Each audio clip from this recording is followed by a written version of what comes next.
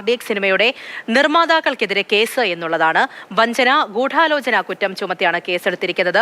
ലാഭവിഹിതം നൽകിയില്ലെന്ന പരാതിന്മേലാണ് നടപടിയെത്തിയിരിക്കുന്നത്. രാഗിൻ തന്നെ അതിന്റെ കൂടുതൽ വിശദാംശങ്ങൾ തരുന്നതായിരിക്കും. രാഗിൻ, എങ്ങനെയായിരുന്നു പരാതി? എങ്ങനെയാണ് ഇപ്പോൾ നടപടി വന്നത്?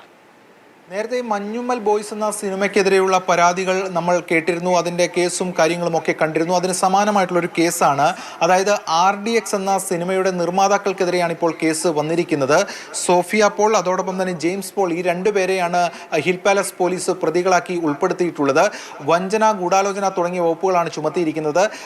ഇതിൽ നേരത്തെ സൂചിപ്പിച്ചതുപോലെ ഈ സിനിമയ്ക്ക് വേണ്ടി, ചിത്രീകരണത്തിന് വേണ്ടി പണം മുടക്കി, പക്ഷേ ലാഭവിഹിതം ഉൾപ്പെടെയുള്ളവർ നൽകാമെന്ന് പറഞ്ഞു. പക്ഷേ അതുണ്ടായില്ല എന്നതാണ് തൃപ്പൂണിത്തുറ സ്വദേശിനിയായിട്ടുള്ള അഞ്ജന എബ്രഹാമിന്റെ പരാതി.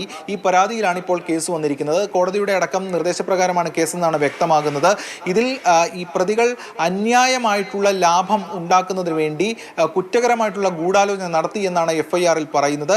അതോടൊപ്പം തന്നെ കനത്ത നഷ്ടം ഈ ആവലാതിക്കാരിക്ക് ഉണ്ടായിട്ടുണ്ട് എന്നും വ്യക്തമാക്കുന്നു. ഇതിന്റെ അടിസ്ഥാനത്തിലാണ് കേസെടുത്തിരിക്കുന്നത്. ഇതിൽ കൂടുതൽ നടപടികൾ പോലീസ് സ്വീകരിക്കും എന്നതാണ് ഇപ്പോൾ വ്യക്തമാക്കുന്നതിൽ.